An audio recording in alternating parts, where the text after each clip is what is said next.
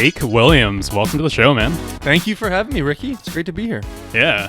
This has been a long time coming. Yes, it has. Yes, Months in the works. Man, I'm glad we pulled it off. I unfortunately had a few setbacks, but we're here, and I'm super excited. Yeah. Pumped to have you here. Thanks. You are a guy I've known for, gosh, how long? I think almost a year? So long. Yeah, no, it's been many months. Yes. Yes, it's been probably since last November. Yeah. Because we have a working relationship. You work for Live to Play, which is one of the largest cycling goods distributors, probably the largest in Canada. One of two largest. Yes. But this is funny because it's the first time we're actually meeting face to face. Yes, exactly. And which we is had always fun. And we had a bet earlier. It's like, we all know Jake's voice, but God knows, could it be like 30, 60?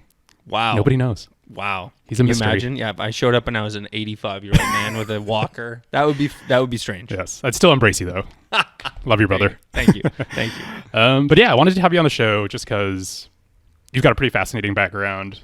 Many years in the bike industry, both in the retail side of it and now in the distribution side of it. Yep. So I'm sure you've been through a lot. I've learned a lot of lessons, have a lot of insights about the industry.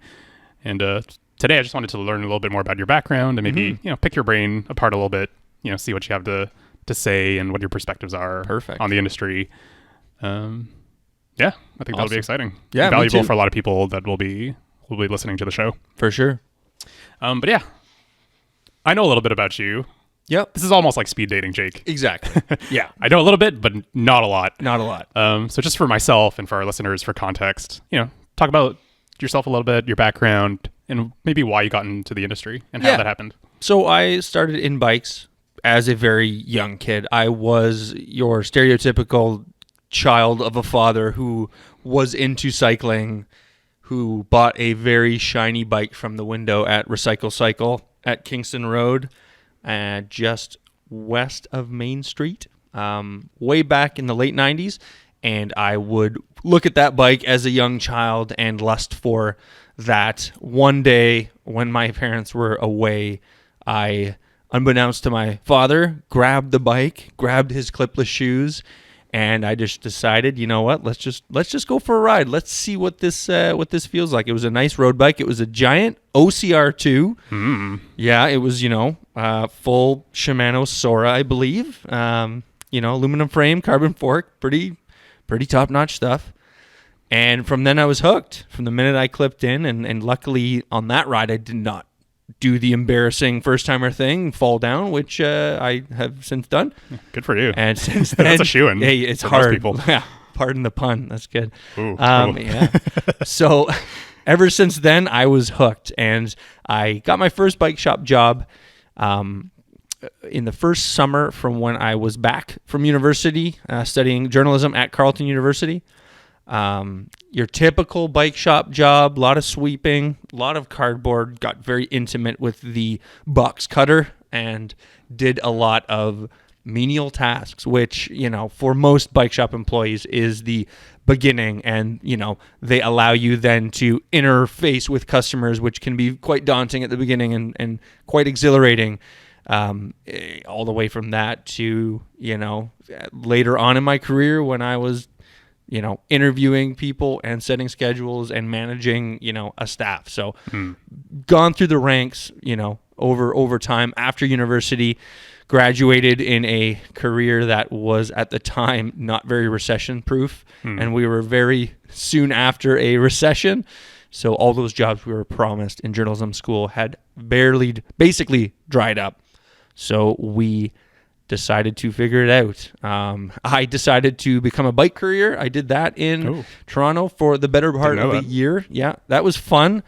It was, I would say my parents probably weren't super excited. I was definitely excited. I at that point was at, that typical, teenager bike guy viewpoint. I had that viewpoint of, wow, bike messengers are super cool. They get to live on the road. They get to get paid to ride their bikes. They're badass. In reality, it's a lot of sitting around, waiting for calls, doing your route, catering to your dispatch. It was great and everything, but after a winter in Toronto, I had decided that it wasn't going to be something I was going to be doing long term. So I reached out to my cousin actually at the time, who had got a job back at Cycle Solutions where I had worked previous and he had worked previous. And the manager at the time, Simon Fisher, decided to bring me in for that season. And from then on in, 6 years later, it was, it was spending a lot of late nights there, doing a lot of everything, to be honest. Mm-hmm. We managed to overhaul the shop. We did a big renovation at one point. We also brought in a new point of sale system. We went to a few different dealer shows over the years. We had a lot of fun with the management, with the owners, with the staff. And it was a family, and it still is a family. And that shop is very near and dear to my heart because of the relationships I've made and just, looking back, the very busy, hard, spring days that you'd have and summer days. But at the end of the day, everyone, sharing a beer, hanging out, enjoying themselves. It was a great time. After that, I decided to change things up a little bit. I needed to change the scenery.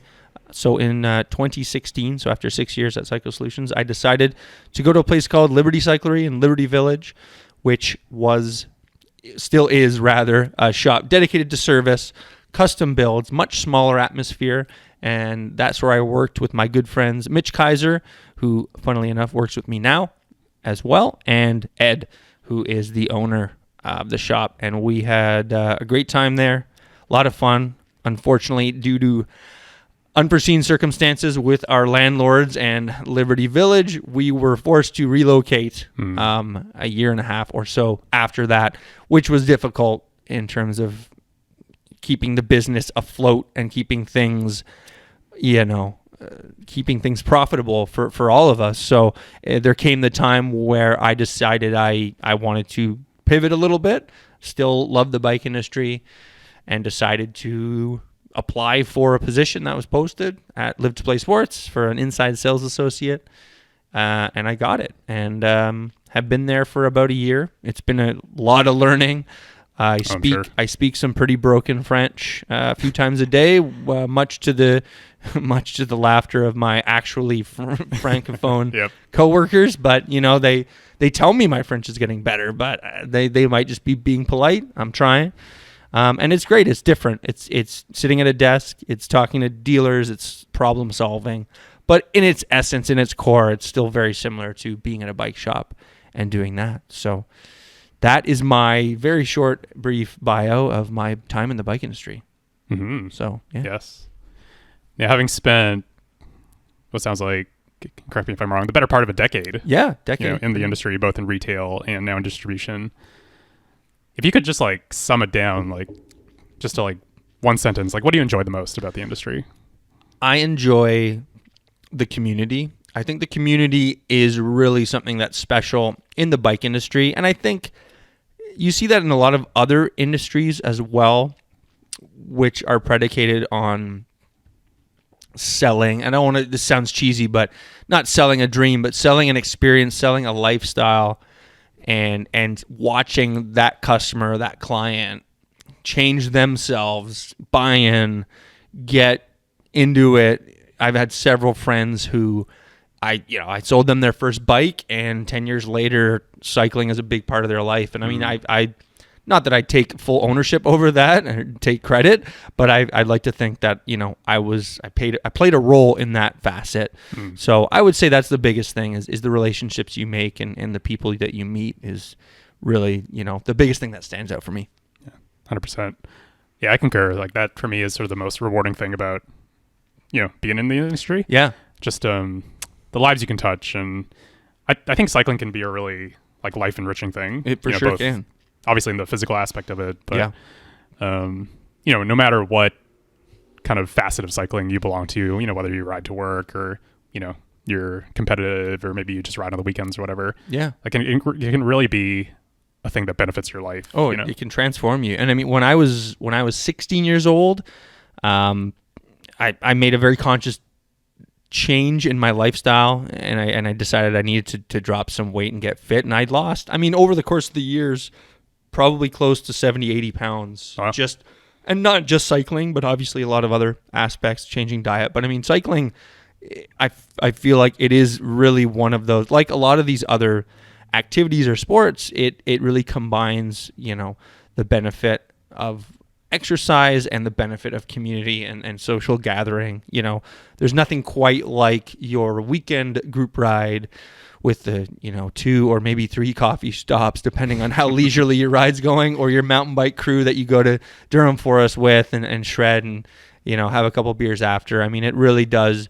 It brings the best out of people at times. So yeah, that can be fun and very transformative, like you said. 100%. Now, I'm happy we get to sit down together because we're sort of coming together from sort of two opposite ends of the spectrum. Yep. I would call you like a veteran of the industry almost. Sure. Like you've got multiple years, have worked in multiple places, different perspectives. Yeah. I relatively new, Mm-hmm. Started working here last year.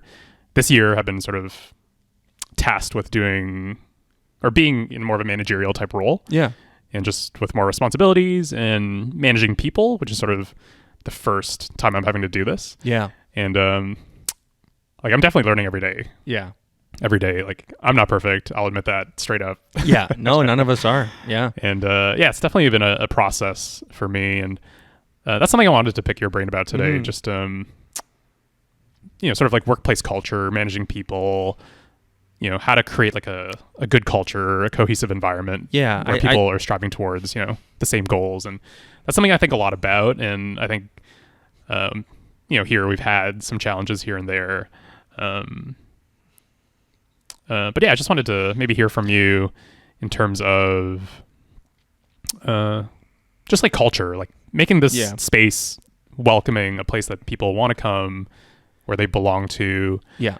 What have you witnessed in your time in the industry that's contributed to that? And I think a lot of that, when you bring up the term culture and the bike industry, obviously a lot of the feelings and the thoughts can go negative. And of course, I mean, we've all had that bad experience where you've gone into not just a bike, any bike store, but any retail environment, and you're faced with somebody who works there who, has an agenda and is pushing, their preconceived notions on what the sport means to them and trying to fit you, the consumer, into that box. And I mean, that is the number one worst thing I think that you can do. I've many times witnessed that typical bike sale where man and wife, for example, wife and wife, whatever you want to say, come into the bike shop, and that bike salesperson, who, to be honest, is most likely going to be a dude, a white dude a lot of the times. That's a whole nother story. Decides that this woman, for example, needs this bike, and regardless of what she's saying, or regardless of what the husband, the partner, whomever is veering towards, they've already got an idea of what this person needs to get on. And that person who is inevitably going to be using this thing is not heard from at all. I find that listening can be such a huge benefit, and so many people in the industry, especially people who have had a few years around, really like to hear the sound of their own voice and really like their sales pitch and how they've crafted it. And that can get tiresome and borderline cringy if you are not stepping outside of it and hearing it from an outsider's perspective and thinking, wow, that's really not beneficial information, or that's scaring people away. I find that so much of our job in terms of being a salesperson with the end consumer coming in is to craft the experience around that person's needs and wants. I mean, regardless of their price point or their budget, it doesn't matter if they have $100 to spend. It doesn't matter if they have $10,000 to spend. It comes down to what is the right tool for the job and what's going to enrich their experience. And if you're not listening to them as they describe that to you, you're doing it wrong. So I mean, in terms of just that aspect, from a sales perspective, it's hugely important, because that customer will respond to the fact that they're actually being heard, and they're being, they're being given options that actually fit their criteria, which is great. And I mean, to springboard off of that, the bike culture is still, I think, entrenched in that locker room mentality, where it's a bunch of dudes, sitting around a table, drinking beer, talking about their day, talking about that hot chick that came in, and whatever. And that can do a lot of harm, even if it's a playful comment here or there to a coworker.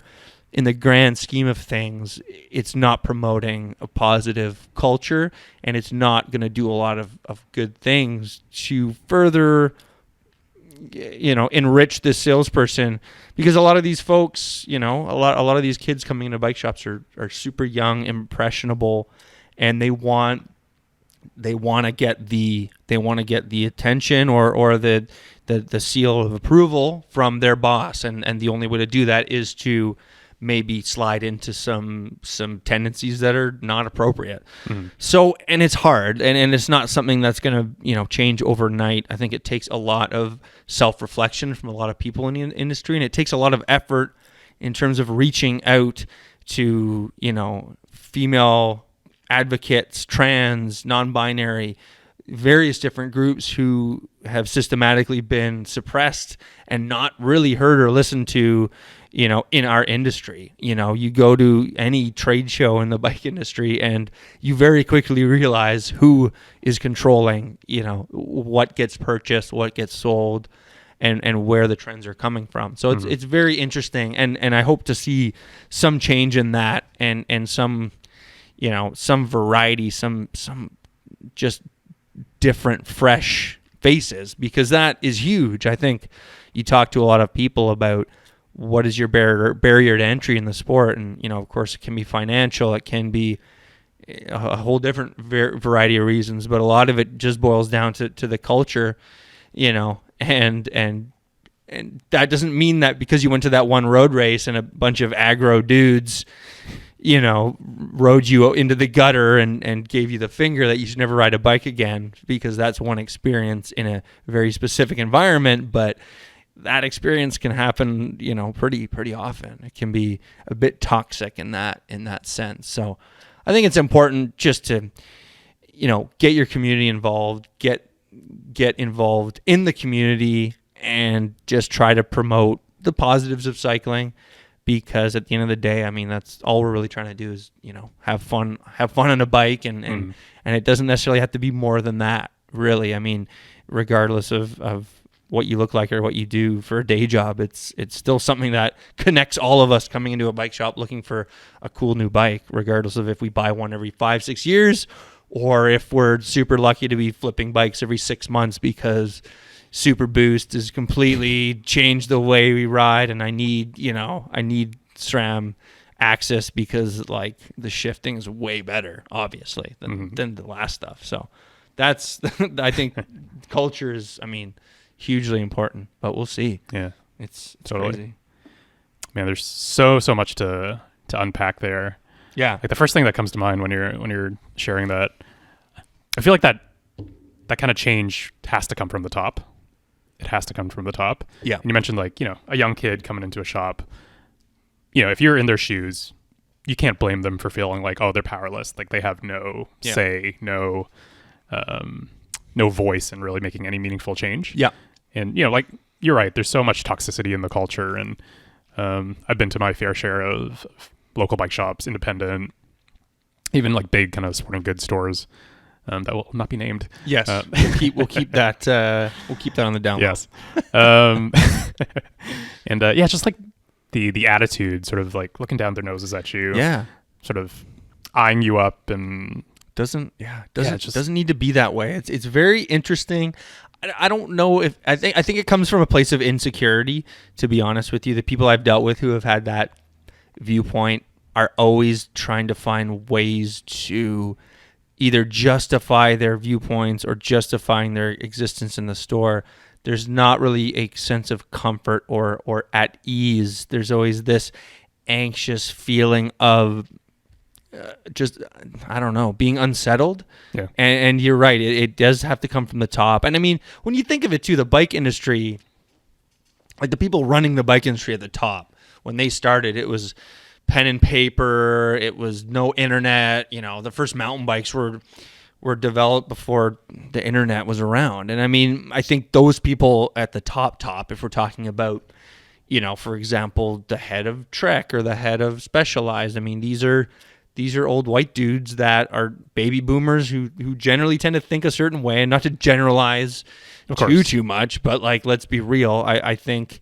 our generation, you know, is coming in and trying to disrupt as much as possible. But there is a kind of clinging on that happens. And it happens on that macro level, and it can happen on a micro level at the shop level. You know, there's a lot of shops out there with stagnant ideas on how to run a business, with really smart, dedicated young people trying to change things and trying to freshen it up, which can be difficult because small business is ruthless and it's fast and loose, and you don't have an HR department, and you know, things get said and things are done that, you know, don't happen in other places. So yeah, it can be tough. And I mean, in terms of managing people, you know, empowering your employees is so important. I feel finding, you know, obviously you want to find the right candidates. I've interviewed a lot of different people who, upon first interview, seemed really great and had their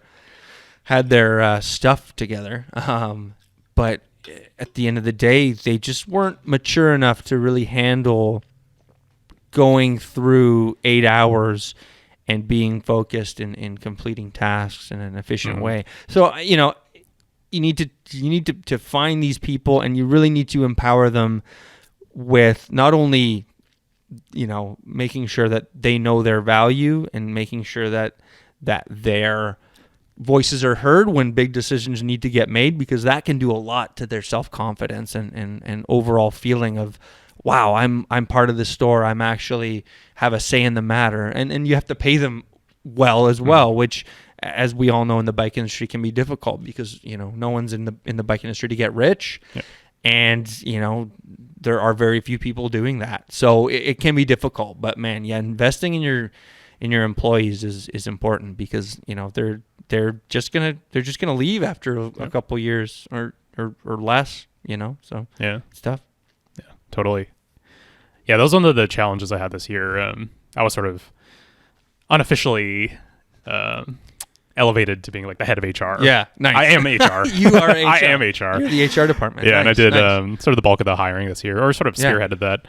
How many employees do you guys have here? Year round, sort of like our kind of full-time crew is 1, 2, 3, sort of 5. Yeah. And then in the height of the season, we might have like 10. Yeah. 10. So, I mean, small business. Yep. But, you know, your staff are your biggest asset, right? Exactly. Having great staff is so important. It really is. And yeah, like the big challenge I found this year, I don't know, maybe I was setting the bar too high, but I feel like the perfect candidate that I'm envisioning, there's sort of the perfect confluence of you know, having the knowledge of bikes, you know, knowing sort of the culture, the tech, hopefully a little bit of technical knowledge, as well as being just like a decent person, kind, personable, and, you know, with the ability to sort of sell. Yeah. And, you know, nobody's perfect. Nobody's perfect. I once heard from somebody that sort of the best you can do is hire like a B person. Okay. Or a B plus. Yeah. And then it's up to you as like management to sort of elevate them to be like an A. Yeah. An A player. And yeah, it was sort of, I don't know. I found some great candidates this year. Yeah. But it was hard, you know. It's hard to find somebody that's sort of the right fit. It's tough, and honestly, too, I found this out firsthand. Is there in the bike industry itself, especially on the retail level, really, I think going forward needs to sort out the idea of working at a bike store as a professional career and actually having avenues of training and actually having people who can appreciate that. That's the hardest part. You're right. Like you said, like I said, is just trying to find the time during the day to teach somebody how to do something outside of just telling them to do it. And I mean, these lessons can come in small little doses, but at the end of the day, you know, there is the idea in the bike industry where it's a transient thing and you do it in college and you move on to your quote unquote real job. And I think that is a bit of a stigma in the bike industry where a lot of people don't see it as a viable long-term career. And of course, retail is tough because it's long hours, it's tumultuous, it can be high stress and all that. But there are certain people who I know who've been in retail their whole careers and they're great at it. And those people, unfortunately, sometimes don't ever have the chance to, you know, blossom into their full potential because they went off and did something else. And I mean, you know, fair enough, they can do whatever they want. But yeah, at the end of the day, just having the right people is so important.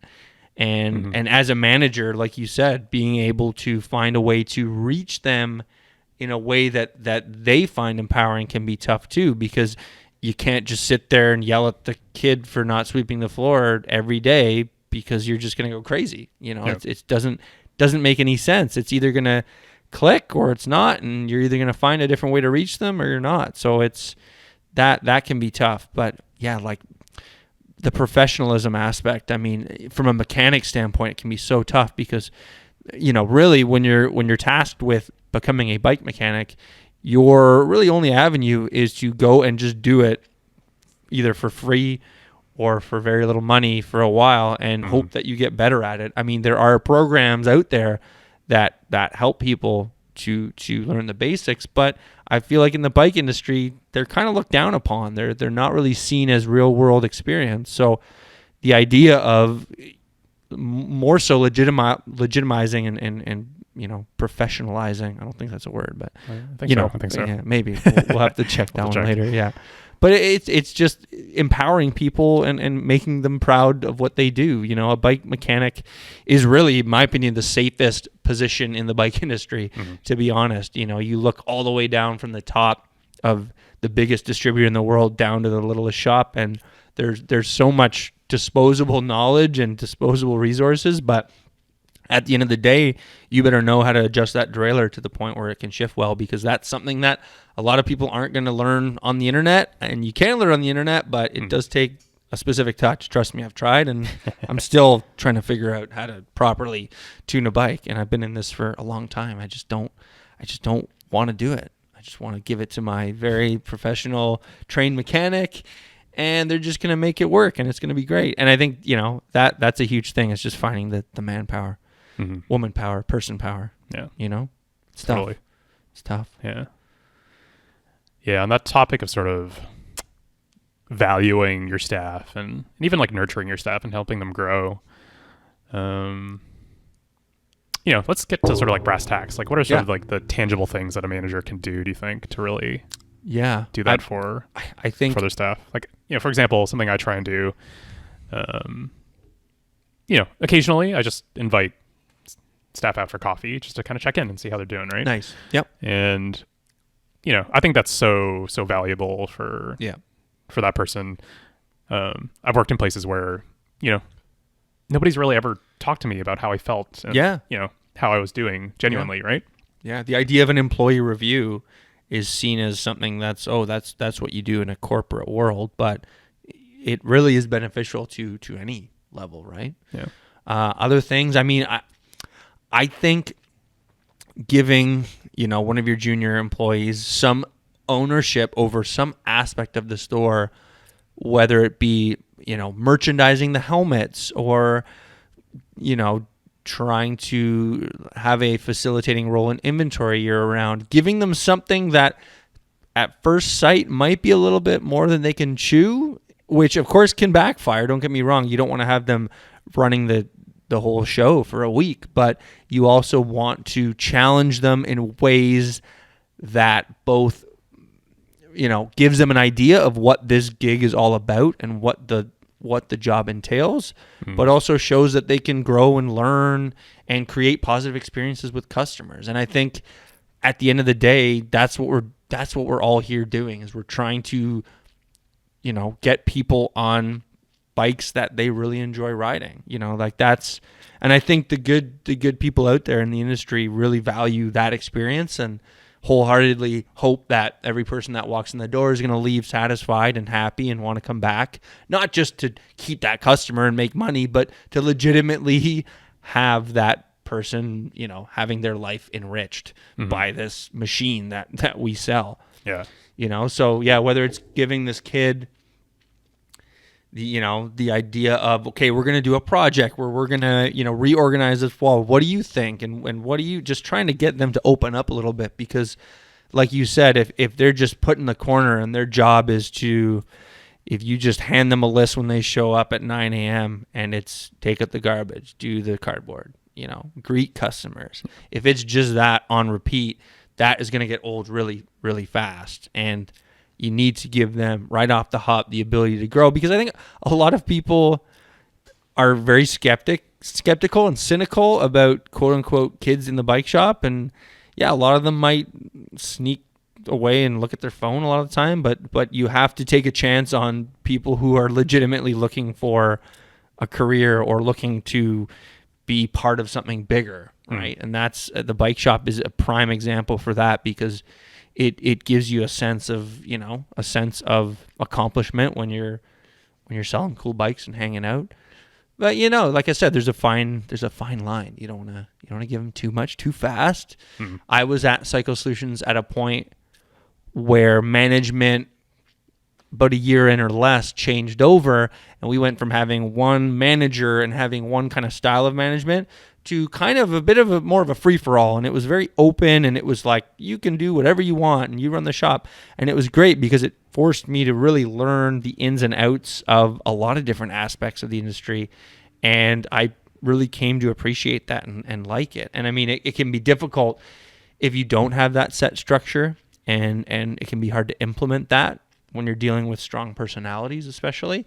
But at the same time, I think that's a large reason of why I stayed. I think if the shop had stayed the way it was with that current structure, I would have been less likely to stick around, because I felt less inspired to grab the bull, quote unquote, by the horns and try and make it my own and try to make change happen and do projects that were larger than just sweeping the floor. Yeah. Gotcha. But it's tough. It's not like something that, and you yourself too. I mean, as that manager person, like when I was a kid, when I was, coming up, I was like socially very quiet, and I was like pretty kept to myself in school. I didn't have a ton of friends, had my like core couple friends through high school and everything. And then went to journalism school and very quickly realized, like, oh my God, I need to talk to strangers. And that's my job, and I need to ask them questions that might make me and them feel uncomfortable. This is insane. So that in and of itself forced me to kind of come out of my quote-unquote bubble a bit and become a bit more social.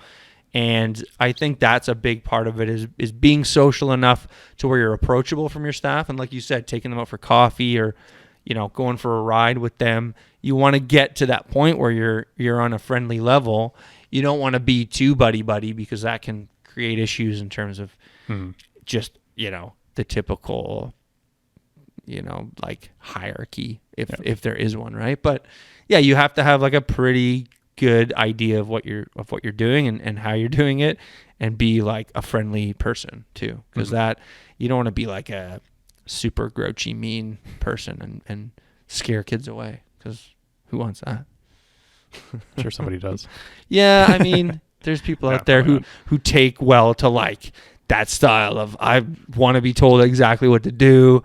And like, I've had that situation too, where it's like, all right, go fold up the cardboard and like whatever. And you go downstairs and it's just like, wait a minute. Like, I guess I wasn't specific enough. Like, they took all the cardboard out and now they're folding it and being super meticulous. It's like, dude, we're just taking this out to the curb. It's not rocket science. Just like put it in the other box and just put it outside.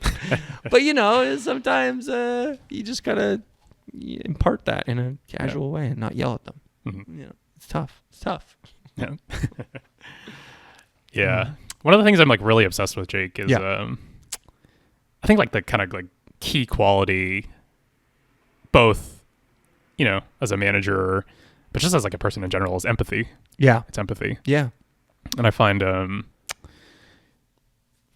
especially for guys, I think it's a little bit tough, and especially in the sort of the culture of the bike business, where it's sort of like, I don't know what the term would be, but just it's, people are sort of set in their ways, or Totally. very, you can get a lot of people that are very, not understanding, not really compassionate, and I've been on the receiving end of that, and I've seen how that kind of ruins the integrity of the relationship, right? Yeah, like, it can create walls. It can do a lot of damage, right? Yeah. Like it's tough because that is something, historically, where you're Mr. Manager, show up, you're the boss, you don't want to be seen as being quote unquote soft or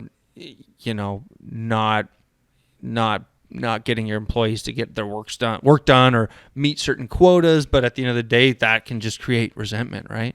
And yeah, empathy is super important. I mean, the bike industry definitely attracts a certain type of personality a lot of the times, and it's not always the super sensitive type, but you can't play off that bravado male macho-ness, because at the end of the day, it's just you're closing yourself off to a huge segment of the market, and it's not a good scene. And I understand that's part of the culture, quote unquote, in respect to just how it's been, but it doesn't mean that it needs to be like that going forward. Like I've worked with a couple different women in bike shops, and it's been like one of the best experiences, because it forces you to interact with people who aren't like yourself, which is super important. Even like going to journalism school, it was like way more women than men, which at the time was great. Because I mean, that's where me and my wife met, and that's where that all started. But at the same time, it forces you to think about your actions and think about your words, and it shouldn't have to.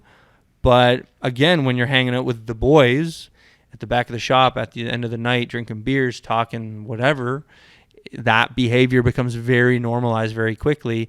And sometimes all it takes is one woman or one trans person or just a smart dude to be like, hey guys, like this is not cool. We shouldn't be talking like this, or we should change our policy on this, or we should actually listen to the wife who's coming in for a bike, even though her husband is talking over her.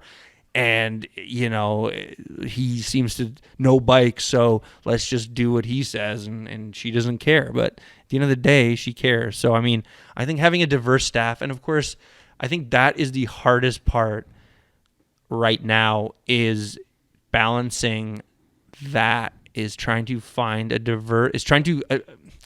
maintain a diverse staff when you're dealing with an industry that historically is just white dudes, because you want to bring people into the fold, but oftentimes the people who are most passionate, the bulk of them, and it depends on your geography too, the bulk of them are the same demographic. So it can sometimes be hard to bring other people into the fold. And I mean, I think we're slowly working towards getting better at that, but we're nowhere close where we should be. It's very difficult. And I mean, I know there's certain programs that are trying to help, disadvantaged groups get access to training for bike mechanics and sales and that sort of thing. But there's still that unfortunate stigma in the industry where it's just, if you're not a white dude, you're probably not going to be as fast or as good or what have you. So it's tough. And I think, by bringing people of color or people of different, gender is huge, and it forces people to really take a look at themselves and how they act and how they behave, and like, wow, maybe this person doesn't like what I just said, because what you just said was like pretty misogynistic and not cool, but when it's a bunch of dudes and everyone's laughing, it's like, oh, it's cool, it's funny, I made a friend, so I'm gonna keep behaving like this, and it's cool, and it's not. So it's like, but I don't know, where do you find these people? Like, do you guys get a lot of people coming in who are looking for a job, who are like immigrants, recent immigrants, or who are just people of color? Like, do you find that, or is it white dudes, Asian dudes? Like, I mean, I don't know. Like, you're an Asian guy, you know, we're in an area of the GTA where it's a high proportion of white people and Asian people, and you know, it can be tough. Yeah, I think a lot about that. Yeah. Sort of race in the industry, ethnic background. I mean, for firsthand experience, a lot of the candidates that applied for our sales positions this year, it was a pretty diverse group, kind of all walks of life. Cool. A lot of like, definitely a lot of immigrants, you know, different cultures, different ethnicities. Yeah. I think about this a lot because, you know, I hate diversity just for the sake of diversity. I don't think that's a good thing. But, you know, I wish the industry was more open just because you have more of a pool of people to draw from. Yeah. You know, more people to come in with their skills, you know, a fresh perspective on the industry. Yeah. And I think that's just good. That's just good for everybody from retail all the way up to distribution and manufacturing, right? For sure. So on like the micro level, it's like, what do we do to make that happen? And at least for myself, like I know the person that's going to apply for like a sales position here, they're most likely going to be like a white person. Yeah. Probably a little bit more affluent. Yep. And that's amazing. And we love, you know, if you're passionate and you've got the right mindset, we welcome you. But also we want to welcome other people as well. I think we made a point in our job postings to say, hey, you know, you don't have to have a cycling background. Yeah. You know, if you're a person that values like hospitality, taking care of people, just kindness, empathy, if you have those skills, like we want you. And that's something, that's something we haven't really talked about, is bringing in people from other backgrounds that are outside of the cycling industry. Because you're right, diversity for the sake of diversity isn't necessarily going to get us anywhere. If we bring in people who have no idea about bikes in the industry, but look, they look different than like Joey over there, it's just not really going to work. But the idea is that you want to encourage, and I hate it when, especially the white dudes, they get so up in their feelings when it's like, well, you wouldn't hire this guy just because he's white, even though he's well qualified. It's like, no, it's not. You're looking at it from that side, which is not the right side. You have to be looking at it from the perspective of that person who is passionate about, like you said, hospitality, or, you know, at a different sports industry, or not even sports. They maybe sold shoes, but they are just a good human being and they can learn. And I feel like we have this sense of like ownership over bikes where it's like, oh, but it's bikes, like it's complicated, and it's, you know, oh, if you don't know what the 27 by 1.25 difference between that and 700C, like you're going to fail. It's like, no, it's not rocket science. You can teach someone that. You can give them the tools. You can send them to sheldonbrown.com and they can learn about bikes. That's not the issue. Shout out to Sheldon Brown, by the way. Exactly, right? Rest in peace. The issue is having them be a good person and being a what's the word I'm looking for? I forget. Being someone that the community looks to you as a representative of.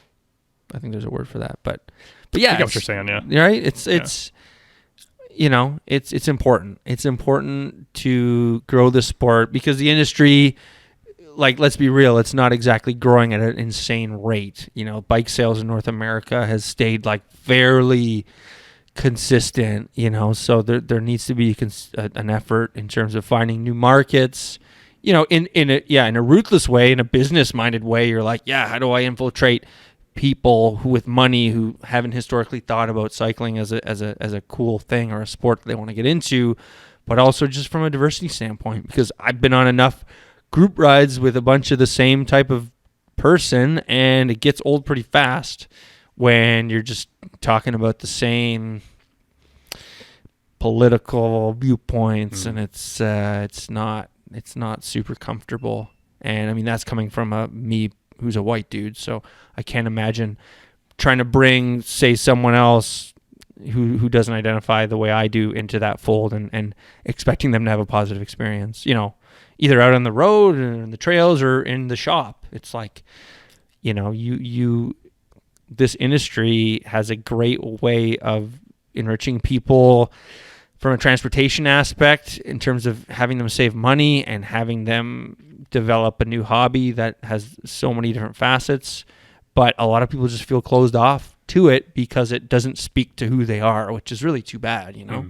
Because when you think of it, like, it has nothing to do with that. It's you know, it's quite simply just riding a bike. You know, you don't have to be a certain type of way to enjoy it. Everyone can, you know. It's tough. Yeah. Industry definitely needs a lot of change for the better. Yeah. And, let's go ahead and do it. we're Let's slowly, right now. we're slowly getting there, but you know, I hope. I hope that there's people like you everywhere in all facets of the industry that sort of have that, you know, kind of real grounded perspective, a real perspective on, you know, where our shortcomings are as an industry as a whole and what we can do to just improve and make it a more inclusive space.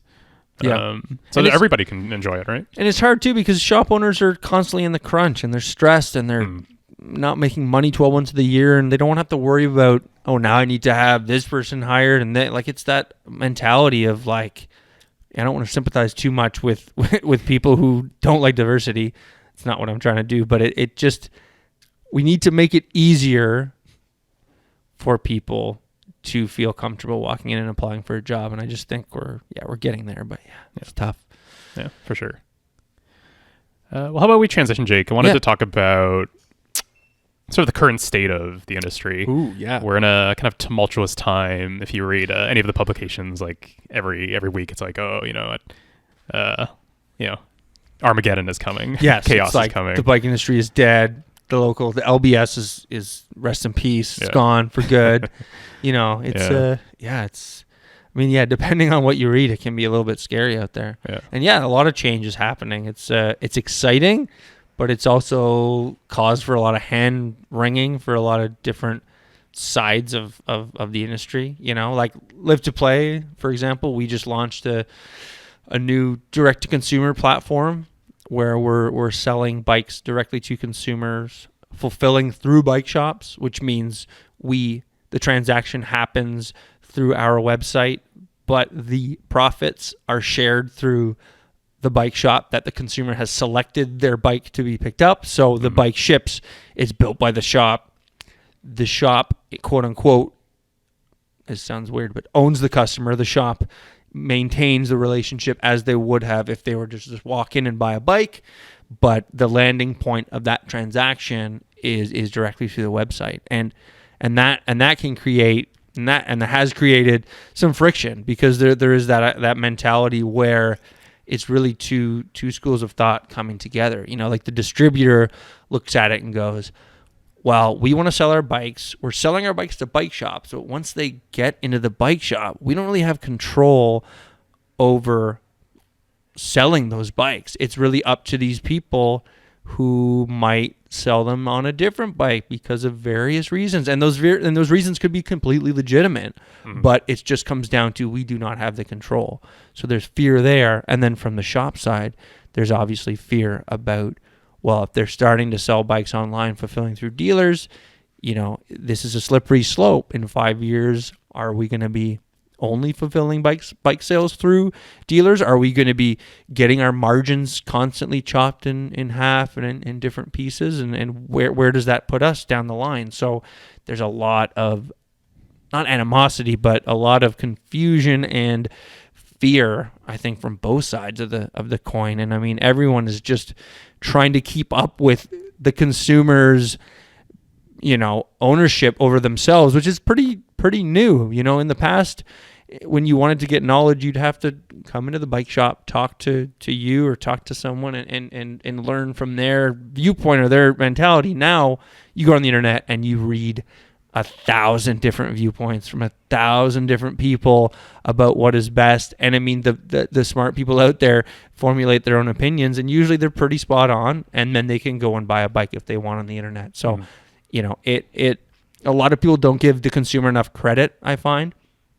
And don't get me wrong, we've all had that discussion or that, you know, that experience where someone's done a whole bunch of homework and unfortunately, you know, can be off base on certain things. But other times, I mean, you know, the ball is in their court. So it's really like everyone's just trying to keep up with what the consumer wants to do. And that's gonna piss some people off. for now, but it's gonna continue to change. It's very interesting because it's not going to get smaller. The direct to consumer is only going to grow, and in what way, it's hard to say. Mm-hmm. So I don't know. What do you think on the retail level? What do you think about it? Yeah. I think I don't want to put words in their mouth. I think our shop owners probably maybe lose a little bit more sleeve over it than I do because they have skin in the game, right? This is their business, their livelihood, right? Yep. And I mean, all of us here at the shop, something we think a lot about. Yeah. I know for sure, like being complacent and being romantic about the past is not going to get us anywhere. Like consumer behavior is changing. Yeah. People are so conditioned by like Amazon. It's like, day of delivery, day delivery. I want this drone to drop this bike off on my front porch right now. That would be great. Yeah. And just like adapting to them, like, we can't be stubborn about that. Like this is the world we live in. People want things fast. They are more well educated than they've ever been. They've got all this information at their fingertips. So it's a tough thing to navigate, and I think you're talking about the direct to consumer part of the business. I think we're all from both sides. We're still navigating that, right? Yeah, and a lot of and I think a lot of people on the retail level have been doing their homework a long time, but haven't really acted fast enough, whether they've not had the time or the resources or the abilities. Like we were talking about before, a lot of these people in the industry, come from a time when this wasn't, a thing. And now it's very much a thing.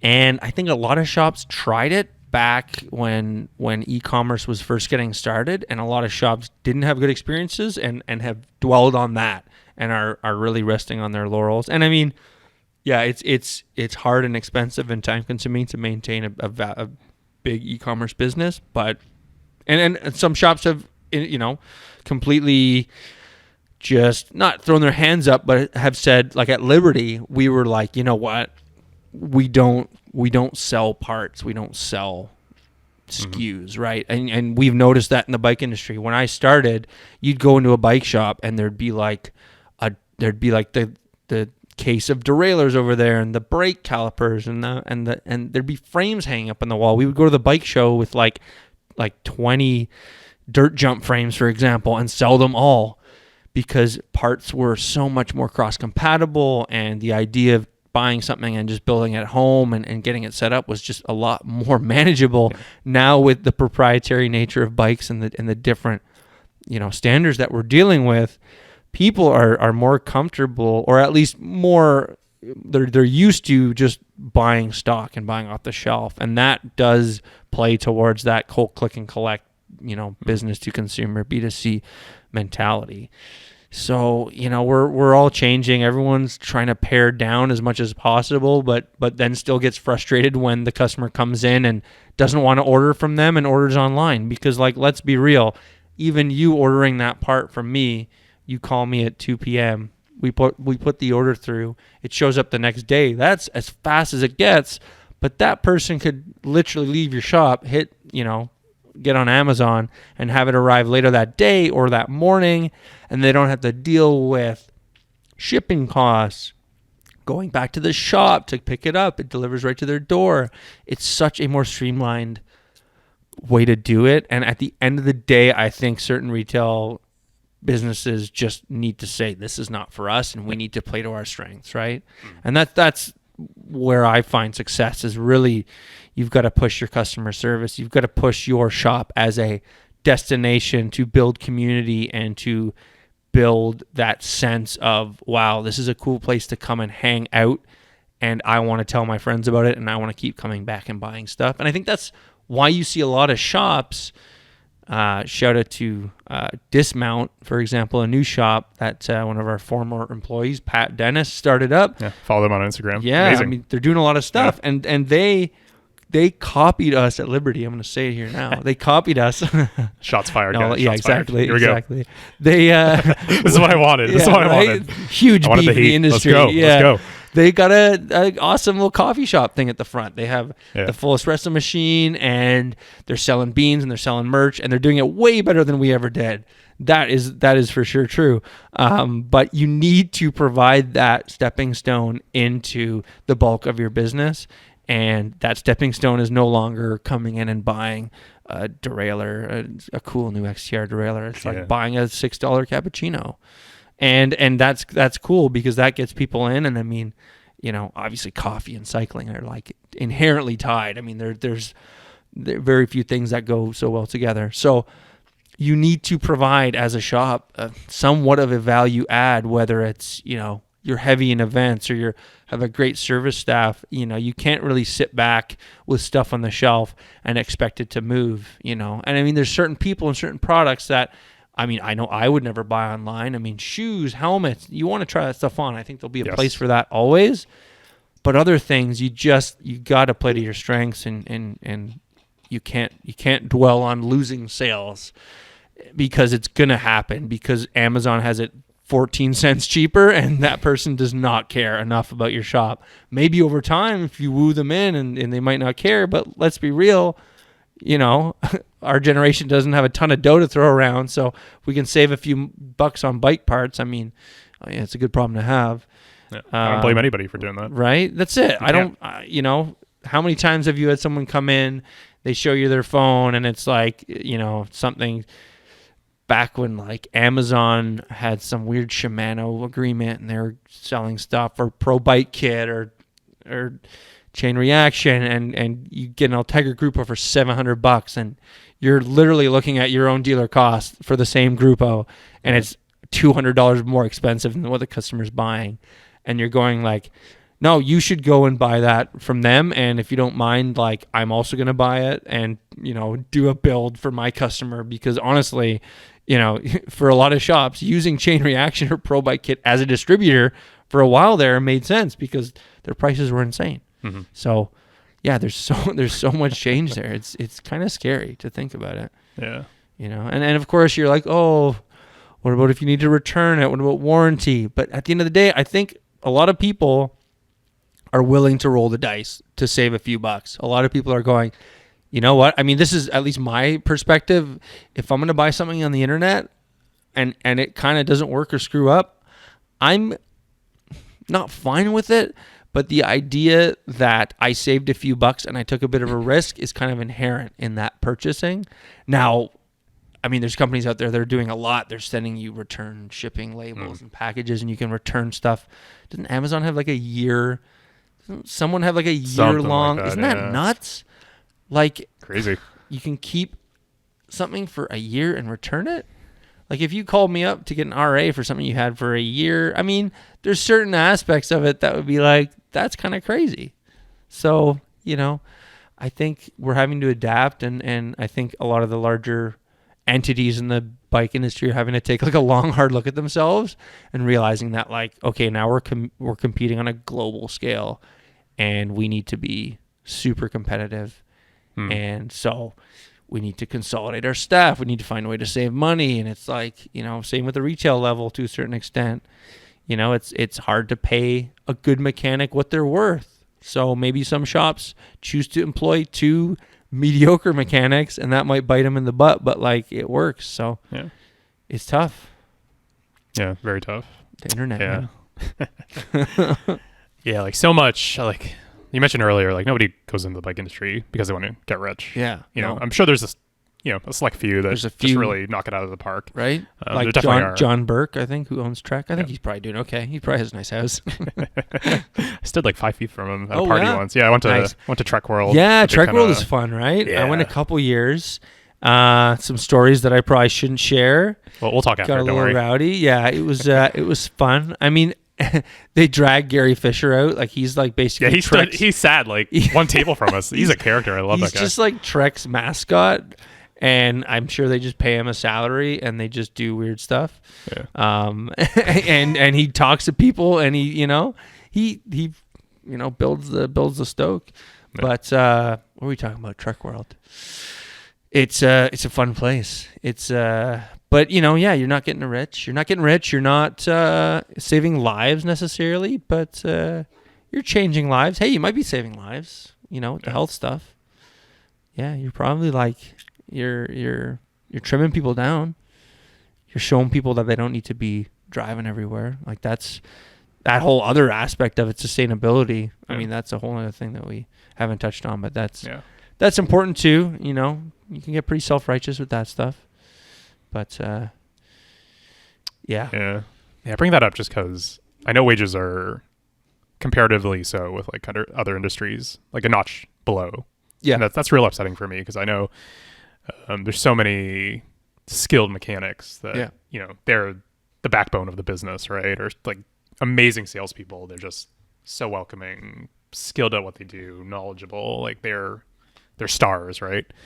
And not being able to pay them a livable wage is just I don't know, just so indicative of something just like wrong with the industry. And it's a kind of multifaceted issue, right? Well, and the idea for a lot of people is that like, oh, you need to be able, like, you're like so lucky, quote unquote, that you get to work in the bike industry that you shouldn't have to desire more money or competent compensation. Like the idea that you get to work in this industry you love and you get quote unquote deals on bikes should not at all outlast the idea that you're underpaying people for what they're doing. Because at the end of the day, someone who is skilled at what they're doing, and they might get a discount on a bike every year, if they're talking to their friends and their friends making twice as much as they are doing the same job, not as well, there's probably going to be some resentment building there, and it's not really healthy for that. And I think a lot of the industry struggles with that because you can't necessarily afford to pay the people that you want to keep around, And I don't really know the answer to that. I don't know the macroeconomics around that to be able to say, oh, well, just make fewer bikes and pay your people more, Because if it was that easy, you'd hope that's what would happen. But I don't know.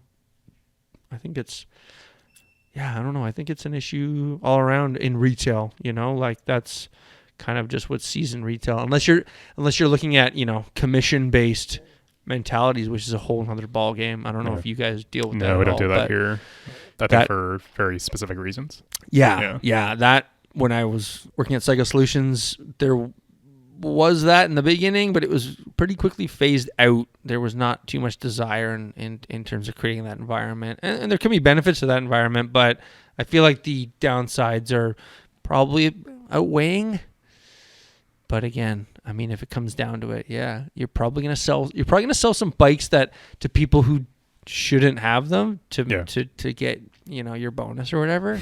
That's probably not the way you want to do it. No, because man, I mean, as it is, you see enough people on the wrong bikes, and you wonder like, wow, this shop must have either had a ton of these lying around, or this poor salesperson just really did not know what to do. Or, like we were talking about, the consumer being empowered, they just thought, oh, I need that Aero Madone. Like, that's definitely what I need because I, go out once every 3 weeks, and unfortunately, this bike is like shattering my bones as I ride it. But man, I look cool, It's... It's funny how the performance side of the sport drives everyone's motivations and desires. And it's human nature, right? Everyone wants to look like they're on the tour, but like just get an endurance road bike, man. You know how many times I've had to talk people off that ledge so many times of just like, you're going to be better off with this bike. And it's always like, well, but like Fabian Cancellara is not riding this bike or whoever, Jens Voigt or whatever. It's like, well, yeah, but like, are you that person? Probably not yet. Like maybe you could get there, but right now, like, come on, be real. Dream, but yes, keep your feet on the ground a little bit. Both feet on the ground, please. Yeah, but please. it's for their benefit, right? Yeah. Like I don't want somebody to be like wrecking their back and just like having shoulder pain. Well, and like we were talking about, there's tact to how you do that, right? And if you're a good salesperson, EQ and just like social intelligence and communication. Man, like, social intelligence is huge. I feel like every bike shop should have, someone who studies that or who can, lecture that, come in and give people personality tests or give people pointers, because sometimes certain cues are just missed, and some people just go off, on a tangent, and you could tell that either that customer's fully glazing over and not paying attention. I've caught myself do that. I'm sure Myself most of us as well, have, yeah. right? Where you're so stoked about this one aspect of the spec that you're like going ad nauseum about how 11 speed from 10 speed has changed the way you shift and when you shift and the different gear ratios and percentages, and it's like, man, at the end of this day, this person just wants to go out and have a good time, and like maybe I should just like stop talking so much. Yeah. That's something that, working at a bike shop, you come in the morning, you go, you get your coffee, you have probably way too much of it, at least I do anyways, and then that poor Guilty. person that comes in, you just talk at for hours. It's a bit scary, and then you realize like, oh, I asked them a question like 5 minutes ago, and we're like on a totally different topic. Maybe I should get back to the topic. Yeah, I find, with your enthusiast riders, like, you can talk shop, you can talk tech. Yes. Like, in there, Yeah. you can banter back and forth. Exactly. Majority of people, though, whether it's hybrids, mountain bikes, Yeah. road bikes, they don't give a damn. No, They but do not care. and it's- How does it benefit me? Like, where's the value Yeah. for my experience, right? Like, that's how you have to communicate it. Exactly. And sometimes you can get there, like I was saying, like I've had that where you're starting that conversation at the value add, but then maybe a year, 18 months later, you've built that relationship, and that person has built that knowledge base, and you can have that banter. But like, yeah, don't expect for that person to come in off the street and you're telling them that like Eagle 12 speed just dropped and how sick it is. Meanwhile, this guy just like wants to go with his kid and like, teach their kid how to ride a mountain bike. Yeah. Meet them where they're at. Right? Exactly. It's man. like, let me tell you about these cassette ramps on the T. Yeah. Oh, man. SRAM just they did a lot of Machining. R&D. Yeah. Oh, the new XDR freehub body is crazy. The points of engagement. Whoa, yeah. 120 points of Yeah. engagement, bro. Wow. And it's just like Nobody if cares. You take like the third person perspective view of that, and you listen to that, and it is literal nonsense. It makes no sense at all. Like what? Yeah, it's funny. Yeah. But we're just so excited about it, and we can see a difference. Maybe certain things, I don't know. A lot of stuff I still can't. I can't tell the difference. Yeah. Like tires, people are always like, "Oh, these one model of tires so supple, and this and that," and I'm like, "Yeah." I mean, like we could have had a difference of like 6 psi, and like that could have been the difference. Yeah. I don't know. This is a tire, especially in the road bike. It's like, yeah, I don't know. I just ride it at varying pressures, and it feels different. And yeah, I don't know. They're all very similar. Yep. So. Yeah. Yeah, you were mentioning Dismount, which is Yes. an amazing shop. I was Yeah. on their feed. Just they're had their doing like first year anniversary, demos just and saying. like Yeah. like a gravel bike like symposium or something. Yeah, It's crazy. I know. It's Yeah. crazy. Something that's talked about with bike shops is like having like a third space, or that value add you're saying, right? Like beyond just coming here Yeah. for the bikes, for the parts, for service. And just quick couple shout outs to some great shops that people should look at for inspiration. Like Fix. evolution cycles, obviously. So, yeah. Duh. number one. Well, at least downtown Toronto, Fix. Yeah. Yeah. Yeah. They're an interesting little space. Yeah, they do a that- lot of like they're almost like a hall for gathering, like Yeah. for like meetings or Yeah. like business events and stuff, right? Exactly. As well as being like a coffee shop. And actually, how much of their business is like service oriented? I'm not too sure. Honestly, they've got a stand in there, and I think they have a mechanic X amount of hours a week, but I don't necessarily think they're pumping out tune-ups. I in my experience, it's a coffee shop first, and they have a little sales area / museum / display area for different artists and different projects going on, which is really cool. But yeah, I mean, in terms of actual like core bike shop mentality, I don't know how much they actually do. Okay. Coffee's good though. I mean, they got good food too. I mean, let's be real. I mean, again, play to your strengths. Yep. But yeah, that third space is important, and I mean, it just means like as a bike shop owner, you just got to work your ass off. Yeah. Like you got to be at the shop, or you got to be riding with your customers, or you got to be making coffee. It's a huge grind, and you really have to love it. and that's what's going to build those relationships. That third space is tough because you're gonna initially you're gonna have an idea of the sort of people you're getting out, and then that idea might not be exactly who you're getting out. So you have to change your expectations of what you're doing, And I mean, other places too doing cool stuff like Charlie's Freewheels, for example. They're doing a lot of outreach in terms of getting, marginalized groups out, or just people who just aren't as comfortable in the quote unquote regular bro bike industry. Yeah. Switchback, again, they're a federally funded organization that helps people reintegrating into society, I think, which is super cool. But there's only a few of those shining stars, and I hope there's gonna be more. Yeah. But yeah, it's tough. And Toronto is a great place to ride a bike too. In terms of gravel riding, this whole gravel thing is weird. I mean, when I love it. starting in the bike industry, like people just bought. We sold so many cross bikes to people who were commuting, not even riding off road. They just wanted big tires, and no one really thought to take even like a lot of our clients. Cyclocross is super niche and still is super niche, but gravel riding was just something you just did on your road bike if the road stopped. Yeah. So it is super cool to see that it's become a thing, but also just. It's funny how the bike industry has a way of but morphing very specific ideas into marketable platforms, which I think is pretty smart. We're seeing that with e-bikes too, which is a huge market, which is growing in Canada 5,000%. Because you can say stuff like that when you go from selling 2 bikes to, to like 100. And the math works out, right? So yeah, it's been funny with gravel bikes for us this year.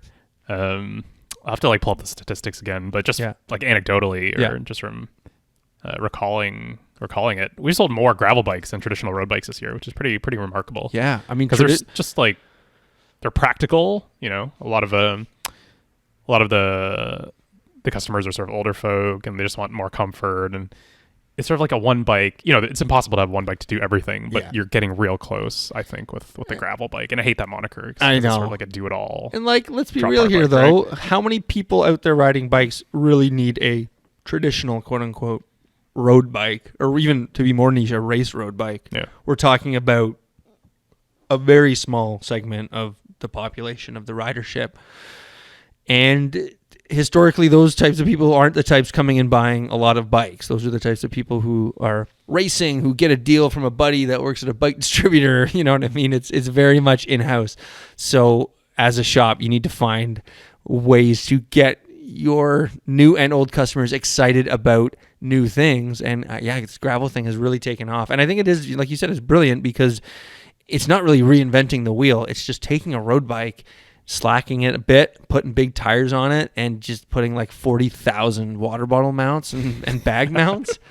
That's the thing for me is so funny is I like a clean looking bike aesthetically with not a lot of stuff on it, and people are just throwing bags in places that I never thought you could put a bag on your bike. But hey, if you can carry your whole living room on your weekend tour, that's super cool, all the power to you. 100%. Also shout out to another great shop, the Break Room in Belleville. Have you been there? Yeah, those dudes are super funny. They have all these old mountain bikes that have basically turned into this funky subset of randonneur, hipster randonneuring, which is taking old mountain bikes and putting raked out forks. Yeah. Shout out to Crust Bikes who are doing some really interesting, kind of new, but also very fundamental things that have been doing, that have been happening in the bike industry for a long time, and just putting a new twist on it and a cool kind of angle to it.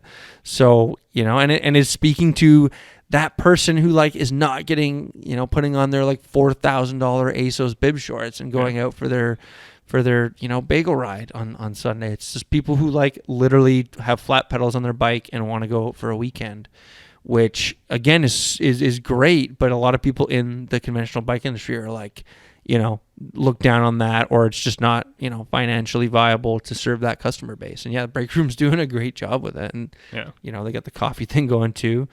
And, they're very, very interesting. Like I'm curious, like knowing Belleville a little bit, like how they fit into the Belleville mix is fascinating because it's like a historically like pretty old, like pretty old white place. So like just the fact that these young people are doing all this stuff, I hope they're selling a lot of bikes. I don't really know. They're not one of my accounts. Yep. That's shout out Alex Legum. That's one of their accounts. Yes. So in the Belleville area, if you're ever in Belleville, check out the Break Room. I don't know I think they're at the Break Room on Instagram. I don't know their other something info. like that. I'll put it in the like show that. notes. Yeah. Don't worry. Perfect. Yeah, they're amazing. I passed by Belleville. I went on a bike tour once. Nice. From here in Toronto to Montreal. Oh, and sick. I had no awareness of them. I was just like, Yeah. I stopped over in Belleville. Yeah. It was raining cats and dogs. I Oh, just wow. needed like a bite to eat, right? So I'm like, local coffee shops. Yeah. Just check out who's there. Man. And I just like turned the corner and they're there. And it's like, what the hell is this? Yeah. Yeah. And I walked in and just like my mind was blown. Like just the idea of sort of bringing together these kind of like two separate entities. Yeah. And just like combining them so well. Yeah. And having, I follow them on social media and I think they're so good at sort of branding themselves and For sure. sort of putting themselves out there as not like anti the traditional Yeah. kind of like bike shop, but they definitely know, it's more sort of like casual, appealing to a different audience, right? I remember like they had this one. We were at so cyclocross provincials, happened in Belleville. I think last year before, and a bunch of our team was out there. Shout out to Lantern Rouge, racing. And I mean, we're pretty standard issue race team, skin suits, disc brakes, all that. Yeah. Break Room had one of their riders.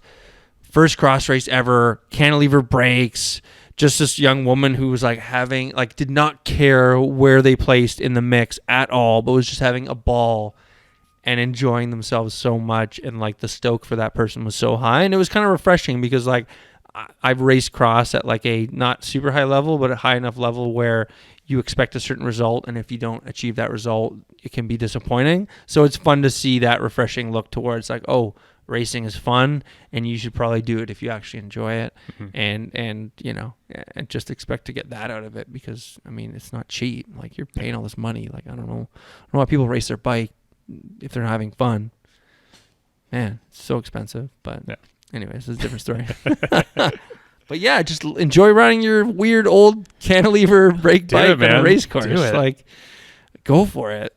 Like it's steel. It probably weighs like 40 pounds. I don't want to bike shame anyone here, but we're used to super light carbon bikes a lot of the time. So it is refreshing to get on a steel bike and be like, wow, this actually pedals. This is my grandpa's bike and it actually like feels really comfy. I like steel. I like that steel's having a comeback. Like it's cool. Like our company is doing a lot with steel, which is fun. Because, I mean, I grew up in an era where carbon was, like, fairly new and super cool. And everyone was like, man, if your bike isn't carbon, like, you're the biggest loser. And, like, that was the show, man. So if your bike was, steel, it was like, wow, you need to upgrade. Now it's like, oh, I just upgraded to a steel bike. The paradigm has totally shifted. Yeah. So it's fun. Yeah. And they look really nice, too. They do. I got to say. Oh, I'm a sucker for, like, old skinny tubing. Right? A little traditional, little, little horizontal top tube action. Oh, yeah. None of this compact geometry. Yeah, it's weird. I'm getting weird all hot and bothered right now. I know, right? And it's warm in here. All right, cool, man. I think we should probably wrap up soon, but I know. I want a hot take from you, Jake. Whoa. A hot take. Hot take? Let's put you on the spot. Like about what? I want a take Okay. that most people would disagree with. Oh, boy. Like, what do you believe in your heart of hearts about the industry or like trends or bikes? Like, first thing that comes to mind. Like, don't think about it too much. All right, here's a hot take. Here we go. If no matter how much money you have, your first bike should be a department store bike. Period. The end. Yeah, Whoa, go I was out. not expecting that. Go out, buy a super cycle, and see how the other side lives. Trust me, it'll be terrible. You'll appreciate your $400 Trek 7.2 or Norco VFR so much better. Just go out there and buy the cheapest bike. And I mean, like, if you're super rich, like maybe donate it after or like give it to someone. Don't just throw it out. Although like everything's probably going to be super clapped on it. Yeah. But like these guys who come in with like a super like tiny ticking noise in their bottom bracket, they just don't know how good they have it. They don't have the perspective of the of what their bike is actually doing and how expensive it is when you're riding something that some dude put together with power tools and was getting paid per piece, so he just like jammed it together and everything's stripped. I know it's not very like super high end take, but I'm just throwing it out there. We're just going with it. Love it. Authentic. Real. But like, then go to a real bike shop. This is the most important part of the hot take: is after you bought that bike, probably spend a few $100 getting it serviced at your local bike shop, dump a bunch of money into it, and then realize you need a nice bike, and then every 5 months buy another bike from there, because obviously that's what you need, because you got to keep Ricky and the gang here going. Thank you. That's it. You just gotta good. Yeah, good looking out. Appreciate that, brother. Anytime. Yeah, and then maybe to wrap up, like I said, you've been in the game for a little while. Yeah, a little bit. Just hey, let's say this is like your last day on Earth. Wow. Yeah. We're getting really intense here. I like it. Last day. Okay. Go for it. Yeah, like what do you? I don't know. Speaking to like bike industry folk, let's do it two ways. Yeah. Okay. Let's say you have an audience of like bike industry folk. Like, what do you want them to know in their heart of hearts? Like, what do you want them to know? And then the second thing, like, what do you want people to know in general about like life and living a good life? Wow. Well, I think first of all, if we're talking to bike industry people who are making influential decisions, and you're talking to them, it is, please invest in your humans that work for you.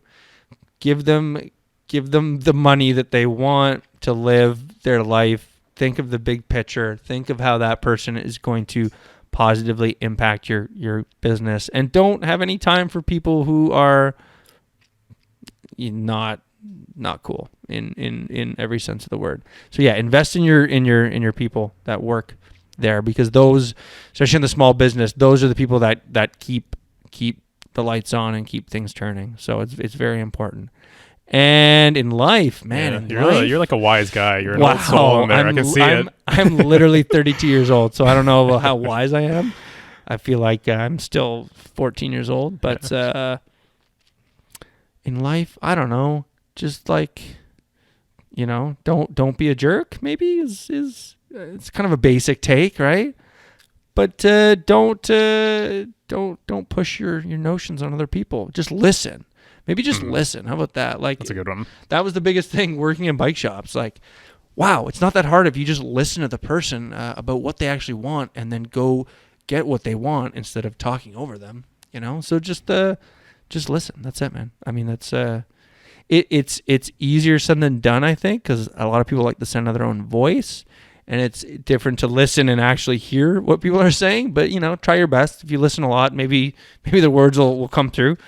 Because you're never the smartest person out there. That's the thing. I hate people who think they know everything. That's the worst. It's just the worst. But yeah, there you go. Listen. All right. Beautiful. And on that note, I think we should end. All right. Yeah, really was such a pleasure to have you with us. Thank you for having me come up here. So much fun. This is awesome. Shop looks great. I mean, there's a podcast, so no one can see what it looks like, but it's very clean and beautiful. There's a lot of great looking Norco bicycles in here. And I'm so happy to be here. And yeah, thanks for having me on. All right. Cool, man. We'll have to do this again sometime. Definitely. Will do.